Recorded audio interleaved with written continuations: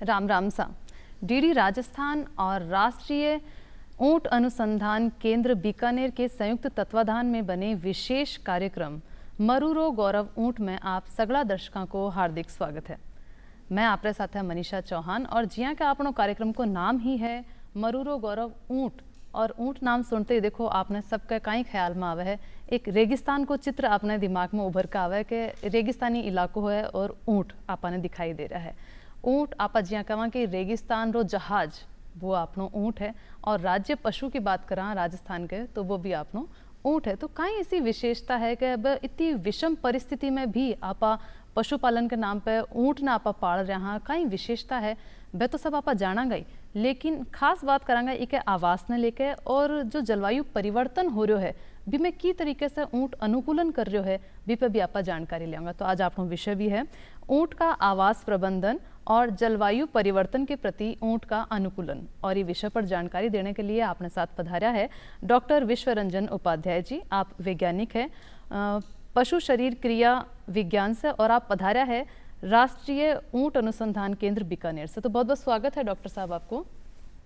Doctor साहब जी के आप आज ऊंटा के बारे में जानकारी लेंगे और विशेषकर एक आवास के बारे में भी जानकारी लेंगे। तो पहला तो आप स्थिति जानांगा कि आपने जो राजस्थान है या आसपास का जगह राज्य है बा में जलवायु परिवर्तन से अब यहाँ की स्थिति में कितो बदलाव आयो है। अगर जलवायु परिवर्तन की बात करें तो वैज्ञानिक दृष्टिकोण से एक बहुत ही ज्वलनशील मुद्दा है जी। सीधे सरल शब्दों में बात की जाए तो ये वातावरण जिसमें तापमान हो गया या मौसम है, इसमें लंबे समय तक का जो प्रभाव है, जो बदलाव है, वही जलवायु परिवर्तन है जी। तो हम लोग जैसे पिछले 3-4 दशकों से हम लोग देखते आ रहे हैं कि ऊंट की जनसंख्या में निरंतर घटौती होती आ रही है। बहुत ही जनसंख्या में कमी आ गई है जिसके कारण अभी ये भारत में करीब 2 लाख तक ही सीमित रह गया और राजस्थान में 1.5 लाख तक ही इसकी संख्या रह गई है। तो हम जैसे कि जान रहे हैं कि इसमें जो मुख्य कारण है वो है शहरीकरण, मशीनीकरण, सरकार के चारगाह को लेकर बदलते नियम और जो मुख्य कारण है वो है जो नई पीढ़ी है हमारी उसका इसमें ऊंट पालन में कम रुचि दिखना है। इन सब के अलावा जो प्रत्यक्ष और परोक्ष रूप से जलवायु का भी इसमें बहुत ही अहम भूमिका है। तो हम ये समझने की कोशिश करेंगे कैसे जलवायु हमारे ऊँटों को प्रभावित कर रहा है। तो सबसे पहले ये तो प्रत्यक्ष रूप से इसकी वृद्धि को घटा रहा है, उत्पादन क्षमता घटा रहा है, साथ ही साथ इसमें प्रजनन क्षमता को भी कम कर दे रहा है क्योंकि ऐसा मौसम में और वातावरण में बदलाव आ रहे हैं जिससे इसके प्रजनन क्षमता भी जो इनका पीरियड है, हीट पीरियड, वो घट रही है जी।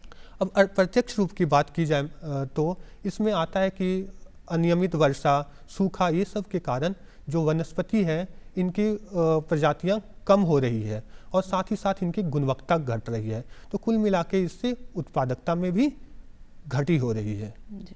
तो जी आप कह रहे जलवायु परिवर्तन आप अभी देख ही रहे हैं और हर चीज़ में अपने कुछ ना कुछ बदलाव महसूस भी हो रहे हैं। तो अगर ऊंट पालन की बात करें तो एक तो ऊँटा की संख्या में कमी अपन अठे देखने ने मिली है और एक उत्पादन भी धीरे धीरे कम हो है। अगर जलवायु परिवर्तन का कारक ने भी आप जाना कि कौन कौन सा ऐसा कारक है जिसकी वजह से ऊंट पालन में और वहाँ के पोषण में कमी आ रही है, तो वह कारक कौन कौन सा है? बहुत ही सही बात पूछा आपने। तो इसके बहुत सारे भिन्न भिन्न कारण हैं। तो जो मैं प्रमुख कारणों के बारे में बताना चाहूँगा तो सबसे बड़ा इसका जो कारण है वो बढ़ता हुआ तापमान।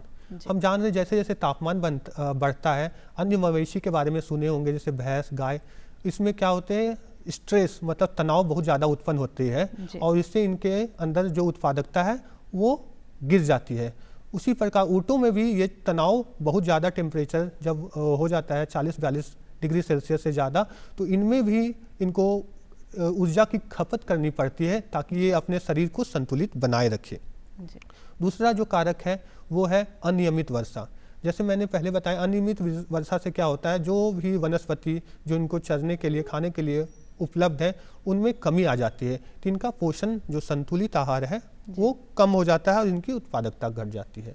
तीसरा जो महत्वपूर्ण कारण है वो है क्या कि इससे नए नए रोग आ रहे हैं। जो ऊंट पालक होते हैं वो घुमंतू टाइप के होते हैं, वो ज़्यादा चिकित्सा का उनको सुविधा मुहैया नहीं हो पाती है, पर लेकिन जैसे जैसे नई नई बीमारियां अभी आ रही है तो उनको इसके लिए चिकित्सा की सुविधा उनको निरंतर ज़रूरत पड़ने लगी है और आने वाले समय में और भी पड़ेंगी। तो ये भी एक बहुत मतलब महत्वपूर्ण बात है कि चिकित्सा सुविधा की ज़्यादा अब ज़रूरत पड़ेगी ऊँट पालकों को भी, जो माना जाता है कि ऊँट ज़्यादातर रोगों के प्रति प्रतिरोधक क्षमता उनमें पहले से विकसित थी।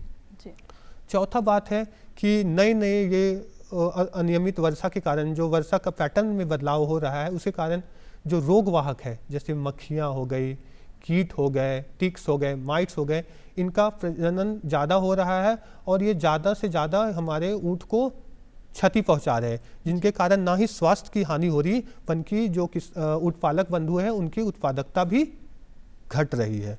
और अंत में मैं बोलना चाहूँगा ये से कुल मिला के जल का स्रोत भी प्रभावित हो रहा है, सूखा का ज़्यादा असर देखने को मिलेगा। इसके कारण केवल उत्पादकता ही नहीं, ऊँटों में व्यवहार में और उनके जीवन शैली में भी बहुत सारे प्रभाव देखने को मिलेंगे। जी बिल्कुल। आप एक तो अपना अगर पश्चिमी राजस्थान की बात करा तो अभी की जलवायु भी इतनी विषम है, शुरू से आप देख सका कि पश्चिमी राजस्थान में इंसान भी कितनी मुश्किल से रह पावा भी के अंदर। तो ऊँट ना आप पहले से देखा तो यहाँ लगा कि भाई वो कम पानी पीर भी रह जावे है ना, कम चीज ही चाहिए। लेकिन अब ज्યાં ज्યાં जलवायु परिवर्तन हो रहा है, हर पशुपालन में कुछ ना कुछ परेशानियां सामने आ रही है। ज्યાં मौसम के हिसाब से आप बताए, तापमान बढ़ रहे भी से भी दिक्कत है, और बारिश को ज्યાં टेम है वह टेमू नहीं आणो, और अलग अलग जो मौसम परिवर्तन हो भी में अलग मक्खी मच्छर जो पैदा हो रहे भी से भी आपने पशुओं में दिक्कत आवे है। तो आ तो बात हुई कि क्या जलवायु परिवर्तन हो रहा है और कहीं कहीं परेशानियां अभी आपने जगह ऊँटा में है वह देखने ने मिल रही है।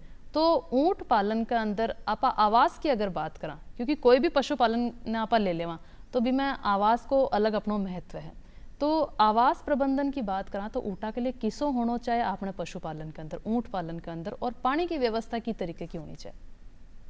अगर आवास की बात की जाए तो ऊँटों के लिए हम लोग जो, क्योंकि ऊँट पालक जीरो इनपुट वाले कंसेप्ट मतलब न्यूनतम लागत वाले कंसेप्ट पर विश्वास रखते हैं, जिसमें वो आवास प्रणाली पे ज़्यादा खर्चा करने के लिए वो मतलब तैयार नहीं रहते हैं। लेकिन क्योंकि समय की मांग है, हमारे चारागाह सिकुड़ रहे हैं, सरकार और फॉरेस्ट डिपार्टमेंट के नियम भी कुछ हद तक बदल रहे हैं, जिसके कारण हमें स्टॉल फीडिंग की ओर आने वाले समय में हमें उसके तरफ भी ध्यान देने की ज़रूरत पड़ेगी। तो इसी क्रम में क्या होगा कि जो एक्सटेंसिव सिस्टम है, मतलब जो ऊँटों को बाहर जंगल में सालों भर रखा जाता है या कोई भी खाली भूमि में रखा जाता है ऊँटों को, उनके लिए कोई खास करके आवास की सुविधाएं ऐसा हमारे ऊँट पालक नहीं बनाते हैं। लेकिन उससे हटकर हमें सेमी इंटेंसिव सिस्टम के तरफ ध्यान देना पड़ेगा। इसमें क्या है कि किसान छोटा सा एक जो भी उपलब्ध फूस है, जैसे हमारे यहाँ जो खीफ पौधा कहा जाता है, खीफ का पौधा,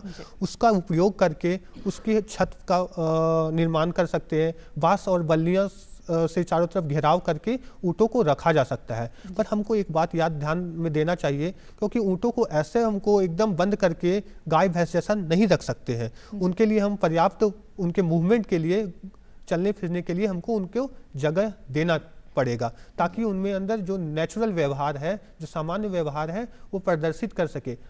नहीं तो वो उनमें तनाव आने लग जाएगा, क्योंकि ये अपने आप को घुमंतू जैसा ढाल चुके हैं।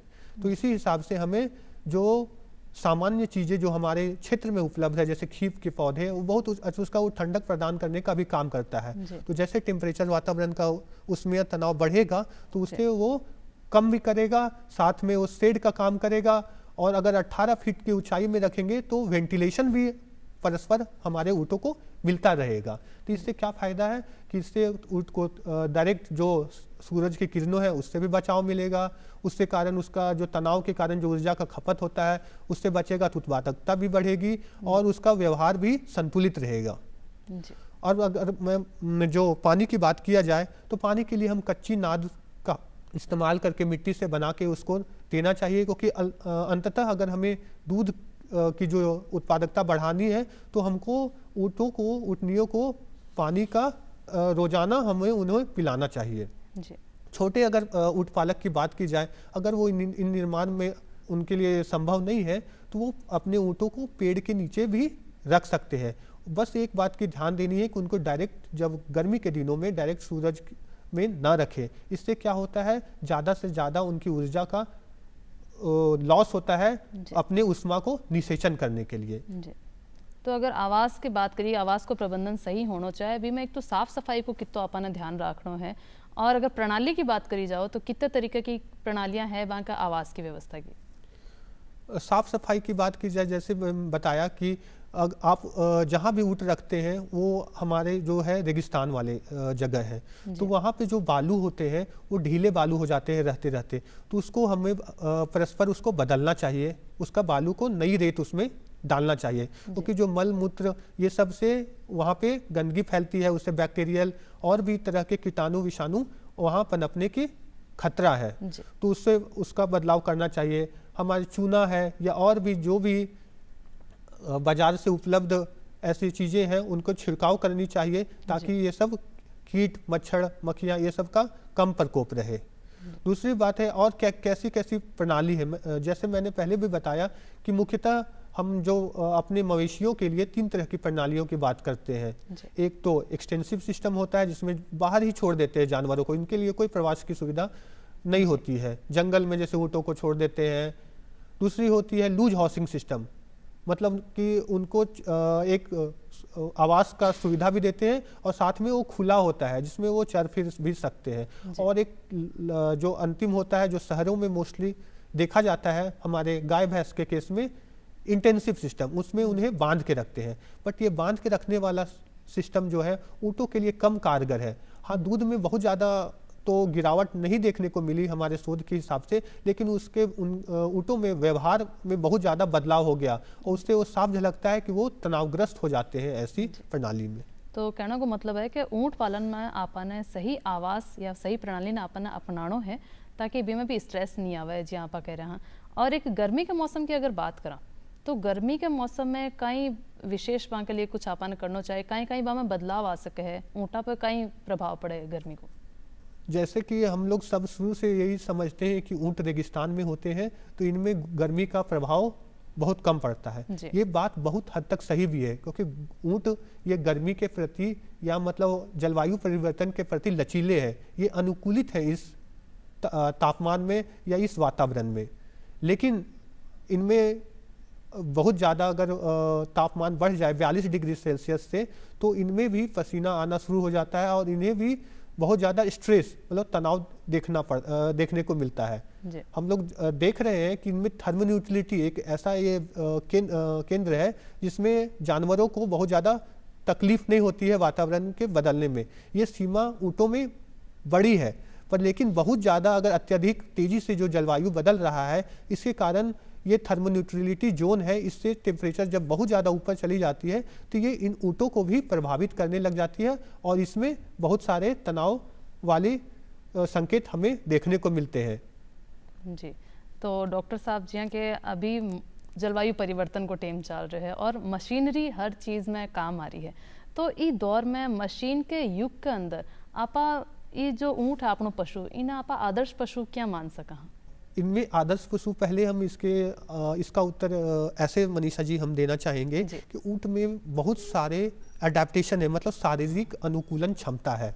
इनके अंदर जो भी आप शरीर को देख लें उसमें कुछ ना कुछ खासियत है जो उन्हें इस क्षेत्र में मतलब ग्रो करने के लिए सामान्य वातावरण में अगर गाय भैंस को रखे और इनको रखे तो इनमें दूध उत्पादन का या प्रजनन का क्षमता ज़्यादा है। तो कैसे है, जैसे इनके देखिए इनके पैर लंबे हैं। इस लंबे पैर से क्या फ़ायदा होता है, जब गर्म रेत होती है तो जो सूर्य के किरण टकरा के इनके जो मेन शरीर का है हिस्सा वहाँ तक नहीं पहुँच पाती है, तो इससे ये गर्मी से बचे रहते हैं। दूसरा क्या फ़ायदा है, इनके जैसे शरीर में छोटे छोटे बाल हैं, इसके कारण ऊष्मा का निषेचन भी आसानी से होता है। इनके आँखों में कान में बाल ज़्यादा मिलते हैं बाकी जानवरों के तुलना में, इससे जो उड़ते हुए धूल है उनसे ये बच पाते हैं। बाकी जानवर क्या होते हैं, होम्योथर्म्स होते हैं। होम्योथर्म्स का मतलब वो बाहर का जो भी तापमान रहे बदलते रहे, अंदर का तापमान वो एक जैसा रखते हैं। लेकिन क्या ऊँट है, ऊँट एडेप्टिव हेटेरोथर्म है। बहुत ज़्यादा पानी के संकट में या तापमान जब बढ़ जाती है तो इस स्थिति में ये क्या करते हैं, अपना शरीर का तापमान को सुबह शाम दिन में ये परिवर्तित कर सकते हैं, बदल सकते हैं। इनमें ये अलग तरह का गुण है। तो इसमें क्या फ़ायदा होता है कि जब दिन में तापमान जब ज़्यादा होती है तो ये ऊष्मा को अपने शरीर में स्टोर कर लेते हैं, जमा कर लेते हैं, और जब रात में तापमान कम हो जाती है तो इससे ऊष्मा अपने आप उष्मा का निषेचन हो जाता है बिना कोई भी ऊर्जा को खपत किए हुए। तो इसीलिए ये कम संसाधन वाले जगह में भी, रेगिस्तान में जहाँ पे ऐसा पोषक कम है हमारे वनस्पतियों में, तो वहाँ भी ये जीवित रह लेते हैं। तो ये सब कुछ चीज़ें हैं। उसके अलावा इनके घुटनों में, छाती में हार्ड पैड है, जो मतलब एक तरह से मरी हुई त्वचा के तौर पे आप समझ सकते हैं, जिसके कारण जब भी ये बालू से इनका संपर्क होता है तो इनका जो शरीर है, मुख्य शरीर, उसमें गर्मी का प्रकोप कम पड़ता है। उसके बाद आप देखे होंगे, सब लोग जानते ही हैं कि ऊँटों में कुबड़ होती है। तो कुबड़ की भी खासियत है, बाकी जानवरों में तो नहीं होती है। तो ये क्या है, इसमें ये वसा जो फैट है उसको स्टोर करते हैं। तो जब भी ऊर्जा की कमी हो जाती है तो इससे वो ऊर्जा संचित कर लेते हैं, और साथ साथ में मेटाबॉलिक वाटर भी इससे, जब भी मेटाबॉलिक वाटर होता है उससे वो भी साथ में बनता है। तो एक और ये इनको फायदा होता है। और सारी की सारी अगर वसा जो फैट है एक जगह पे अगर है तो बाकी जगह से ज़्यादा उष्मा जो गर्मी है वो आसानी से निषेचन हो जाता है। मतलब आपका शरीर में ही इतनी विशेषता है कि वह इसी विषम परिस्थितियां में भी अपना जीवन यापन कर रहा है और जी रहा है, और देखो उत्पादन भी दे रहा है। आवास की आप बात करिए कि आपको प्रबंधन की तरीकों होना चाहिए, तो आवास के साथ साथ आपको खाना पीना में या आहार में आने कहीं देना चाहिए जो आपके लिए सही रहे? आहार के लिए ये अच्छा क्वेश्चन है। देखिए, आहार के लिए जैसे बताया कि यहाँ पे हम जो रेगिस्तान है, क्योंकि जो ऊँट है हमारे वो मुख्यतः शुष्क और अर्धशुष्क क्षेत्र वाले जगहों में मिलते हैं।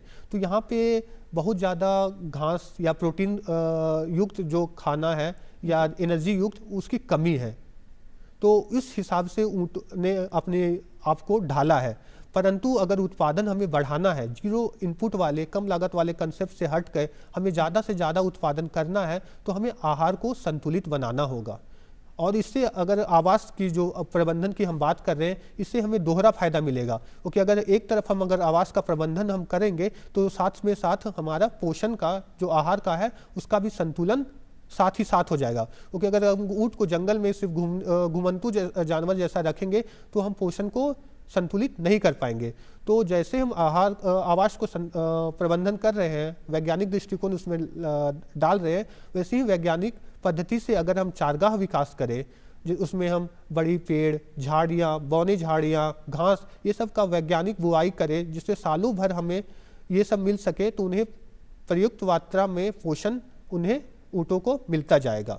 एक और बात हमें ध्यान में रखना चाहिए कि हमें कार्य के हिसाब से, उत्पादन के हिसाब से हमें ऊँट और ऊँटनियों को पोषण देना चाहिए। मान लीजिए कोई ऊँटनी है जो गर्मी में है, मतलब गर्मी के दिनों में, और वो दूध उत्पादन में है, मतलब लैक्टेटिंग स्टेज में है, तो उन्हें हमें कंसंट्रेट और प्रोटीन रिच दाना हमें देना चाहिए, एक्स्ट्रा में देना चाहिए। या जो ग्रोथ स्टेज में है, जो नए बच्चे हैं, उन्हें प्रोटीन युक्त दाना चाहिए। मतलब कार्य के हिसाब से, उसके उत्पादकता के हिसाब से हमें उनका आहार प्रबंधन करना चाहिए। जी, तो बिल्कुल सही बात है कि जहाँ ऊँट पालन अपना जो ऊँट पालक भाई बहन कर रहे हैं, तो वह अलग अलग कारणों कर रहा है। कोई ने दुग्ध उत्पादन लेना है या और कोई जहाँ बोझ ढोनो है, ई तरीकों काम ले रहे, तो आपको खानो पीनो आपने भी तरीकों रखना है, जी वजह से आप को पालन कर रहे हैं। तो एक आहार की बात हुई।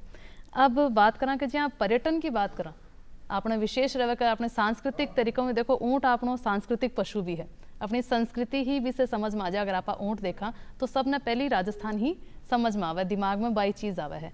तो पर्यटन में की तरीके से वो जो अपना ऊँट है वो सहयोग कर रहे है। ऊँट की जैसे मैंने कई सारे मतलब बातें बताई, उसमें अभी नई आजीविका का जो हमारी नई पीढ़ी है ये आजीविका कम अपना रहे हैं। बट उन्हें ध्यान देना चाहिए कि आगे आने वाले समय में जैसे ऐसे विषम परिस्थिति में जहां जलवायु परिवर्तन बहुत तेज़ी से हो रहा है, जहां दूसरे जो हमारे मवेशी हैं वो उतना शायद आने वाले समय में, क्योंकि बहुत तेज़ी से जलवायु परिवर्तित हो रहा है, तो वो उतना सक्षम नहीं हो पाएंगे। इसलिए आने वाले समय ऊँट का होने वाला है। तो ये ध्यान में रखते हुए हमारे जो नए जनरेशन है, हमारी पीढ़ी है, उनको ये व्यवसाय मतलब ज़्यादा से ज़्यादा अपनाना चाहिए। और सिर्फ दूध ही नहीं, अलग अलग तरह के आजीविका, जैसे पर्यटन विभाग, जैसे आपने बतलाया, पर्यटन के क्षेत्र में हम ऊँटों को इस्तेमाल कर सकते हैं। तो पर्यटन में हम क्या क्या कर सकते हैं, जैसे इसमें है कि ऊँट का दौड़ होता है, इसमें बहुत ही दर्शक, जैसे घोड़दौड़ होता है, वैसे ऊँट के दौड़ भी हमारे देश में तो ये कम विकसित है, पर अरब वाले देशों में बहुत ही ये प्रसिद्ध है। तो ऊँट दौड़ में हम अपने ऊँट पालकों से निवेदन करना चाहते हैं कि अपने ऊँट को इस तरह से तैयार करें कि वो दौड़ में भाग ले सके। फिर एक फर कटिंग कंपटीशन होता है कि ऊँटों में बालों से ऐसा तैयार करते हैं सुंदर सुंदर टैटू जैसा कटिंग से कि वो एकदम सुगम लगे, और उसकी भी प्रतिस्पर्धा होती है, उसमें भेजे। फिर ऊँट का नाच होता है, बहुत तरह से विभिन्न हमारे यहाँ राजस्थान में हर मतलब सर्दियों में बहुत जगह मेले होते हैं। हमारे बीकानेर में भी अंतर्राष्ट्रीय ऊँट मतलब महोत्सव होता है, उसमें तरह तरह से ऊँटों को नचाते हैं जो लोगों को बहुत भाते हैं। तो वो भी एक आजीविका का साधन है। जहाँ भी पर्यटन का क्षेत्र है, जैसे बीकानेर हो गया, जैसलमेर हो गया, आप ऊँट सवारी देखे ही होंगे। बहुत ही जो विदेश के सैलानी हैं, जहाँ ऊँट नहीं होते यूरोपियन कंट्रीज में, वो लोग बहुत चाव से इसमें बैठने के लिए कुछ भी मनमानी दाम देने के लिए तैयार है। इसके अलावा अगर आप बात की जाए तो आज भी शादियों में भी ऊँट गाड़ा का इस्तेमाल किया जा रहा है। इसलिए हम ये बोलना चाहते हैं कि नई पीढ़ी को भी ये आर्थिक सक्षम बना सकता है। इसमें एक बात हमें ध्यान देना चाहिए कि मतलब बाकी जो भी इसमें दूध में गुण है, या इसमें और भी यहाँ पे जो सामान्य लोग हैं, जो यहाँ के मूल निवासी हैं, उनको मतलब प्रोत्साहित करने का ये काम है। इसके अलावा इसमें आर्थिक स्थिरता लाने में भी पूरा का पूरा सक्षम है हमारा ऊँट। बिल्कुल, आप देखा पर्यटन है वो अर्थव्यवस्था की दृष्टि से बहुत ही विशेष स्थान रखे, और आप अपना ऊँट की बात करा तो वो तो बिल्कुल अपना गौरव ही है, अपने राजस्थान को गौरव, और पर्यटन में भी एक अहम स्थान वो राख रहे है। तो पर्यटन में भी को खासो महत्व है, आप जी बतायो। अब बात करा कि पहलों जो अपना पुराना तरीका है ऊँट पालन का, यानी परंपरागत तरीका आप कह सका, लेकिन अब आप व्यावसायिक तरीके से आप इको पालन करना चाहवा तो इको वाणिज्यिक ऊँट पालन वो कई तरीको रहोगो। हाँ, ये बात आपने सही पूछा, क्योंकि कुल मिला के जो हमारे पशुपालक है, या सीधा ऊँट पालक की बात की जाए, ये ऊँट को या पशु को इसीलिए पालते हैं कि उन्हें ज़्यादा से ज़्यादा आमदनी हो सके। हमारे घर में जो पूर्वज जब पालते थे तो जनरल तरीके से पालते थे ताकि घर का रोजमर्रा का काम जो दूध है 1-2 लीटर मिल सके। पर अगर कोई किसान, कोई पशुपालक अगर किसी जानवर को रखता है तो वो चाहता है कि उससे ज़्यादा से ज़्यादा आमदनी हो। तो ज़्यादा से ज़्यादा आमदनी तभी होगा जब वो व्यावसायिक उस काम को करे, और व्यावसायिक तभी होगा जब उसमें वो वाणिज्य को लाए, मतलब कॉमर्स को लाए। कॉमर्स मेरा वाणिज्य कहने का यही मतलब उद्देश्य है कि हम हर चीज़ की रिकॉर्डिंग करें। मतलब कि कब ऊँटनी में ब्यांत हो रहा है, उसको कब अगला हीट आ रहा है, उसमें कितना दिन बीत रहा है, कब करवाना है, उसके बाद दूध का कितना हर दिन उत्पादन हो रहा है, कितना में वो बेच रहे हैं, कहाँ ज़्यादा बेच सकते हैं। ये सब चीज़ों को अगर हम कैलकुलेट करें, चारा का कैसे प्रबंधन करें, उसमें कितना खपत हो रहा है, तो अगर हम कोई चीज़ की गणना करना चालू करते हैं तो उसमें हम प्रॉफिट और लॉस को हम देख सकते हैं, उसमें छांट सकते हैं। तो कुल मिला के अगर हम वाणिज्यिक उत्पादन में जाएं तो हम ज़्यादा से ज़्यादा प्रॉफिट कमा सकते हैं। बिल्कुल। अब जहाँ आप अलग अलग काम की वजह से अपन ऊँट पालन आप कर रहे हैं, तो अलग अलग चीज़ खातर नस्लें भी अलग अलग होगी। जहाँ दूध के लिए कोई विशेष नस्ल होगी जो ज़्यादा दूध दे रही हो, या आप बाल खाल की भी बात कराएं या मांस की बात कराएं, भी के लिए शायद अलग नस्ल होगी। तो कौन कौन सी नस्ल अभी आपने खास है राजस्थान का परिप्रेक्ष्य के अंदर देखा? तो भारत में कुल 9 प्रकार के ऊँट है जो NBAJR है, national bureau of animal genetic research Karnal में, उनसे प्रमाणित 9 ब्रीड्स है। पर मुख्य अगर हम ऊँट को 2 भाग में अगर विभाजित करें तो उसमें 2 कुबड़ के ऊँट होते हैं जो सिर्फ और सिर्फ कहाँ पे मिलते हैं, वो कोल्ड एरिया में, मतलब ठंडे रेगिस्तान क्षेत्र में मिलते हैं। तो वो ये 2 कुबड़ ऊँट हैं, वो लद्दाख वाले नुब्रा वैली वाले क्षेत्र में मिलते हैं जी। वो ठंडे वाले क्षेत्र में के लिए अनुकूलित है जी। वही बाकी के लिए बात करें, उनकी जनसंख्या बहुत ही कम है। पर जो मुख्य है वो है 1 कुबड़ वाले ऊँट। इनकी जो प्रमुख टाइप है वो है बीकानेरी, जैसलमेरी, मेवाड़ी, कच्छी, मालवी, खरई। अब आपने पूछा विशेषताएं, तो विशेषताएं के तौर पे बताना चाहें कि आप लोगों ने सुना होगा खरई ऊँट के बारे में। इसे समुद्र में तैरने वाला ऊँट के नाम से भी जाना जाता है। ये कच्छ जो क्षेत्र है गुजरात का, वहाँ मिलता है। दूध उत्पादन की बात करें तो कच्छी जो ब्रीड है उसका सबसे ज़्यादा दूध उत्पादन है। तो अगर कोई दूध उत्पादन के लिए रखना चाहे ऊँटों को तो कच्छी ब्रीड को वो रख सकते हैं। इसके अलावा भी कच्छी के साथ साथ जो हमारे शोध से या हमारे सर्वे से पता चला है मालवी नस्ल, ये राजस्थान के सीमा क्षेत्र और मध्य प्रदेश के सीमा क्षेत्र जो मंदसौर वाला एरिया है वहाँ पे इनका जनसंख्या ज़्यादा है। ये ब्रीड भी, ये नस्ल भी दूध उत्पादन के लिए श्रेष्ठ है। जी, अपना दर्शकों ने आप कहीं मैसेज देना चाहोगा, चालता चालता कहीं कहना चाहोगा कि जो अपना ऊँट पालक भाई बहन हैं बान आप कहीं कहना चाहोगा? मैं सबसे यही कह रहा हूँ कि जलवायु परिवर्तन में जो व्यवहार में जो बदलाव आते हैं उसको आप एक संकेत के रूप में देख सकते हैं कि आपके जो ऊँट में है वो तनाव है, उसको आप शुरुआती संकेत के रूप में ले ताकि आपको पता चल सके। इस हिसाब से आप अपने पोषण को सही दिशा दें, आवास को सही दिशा दें ताकि उनमें कोई भी परेशानी न हो, और जो भी परेशानी को आप पहले ही पता लगाएं और जो भी पशु चिकित्सक है उनसे परामर्श करें, क्योंकि अभी सिर्फ पारंपरिक तरीके से पालने से होगा नहीं, आपको वाणिज्य की ओर जाना ही होगा। दूसरी बात मैं ये कहना चाहूँगा नई पीढ़ी से कि आने वाला समय में जब दूसरे पशु जो गाय भैंस है जिसमें इतना कुछ करने के बाद आज रिकॉर्ड दूध उत्पादन देखा जा सकता है, वही अगर थोड़ा सा भी अगर हम ऊँटों के प्रति ध्यान दें, उनमें अगर वैज्ञानिक विधियों से उनका पालन पोषण करें तो इसमें भी हम उससे ज़्यादा हमको फायदा मिलेगा। इसलिए इस पेशे को ना छोड़ें और इसमें ज़्यादा से ज़्यादा केंद्रित हों। जी, तो बहुत अच्छी जानकारी डॉक्टर साहब आप अपना दर्शक भाई बहन दी, तो बिल्कुल आगे बहुत काम आना आ रही है जानकारी। तो दर्शक भाई बहनों फिर मिलांगा ऊँट से जुड़ी और नई जानकारी ले, तो तब तक दो इजाज़त, राम राम।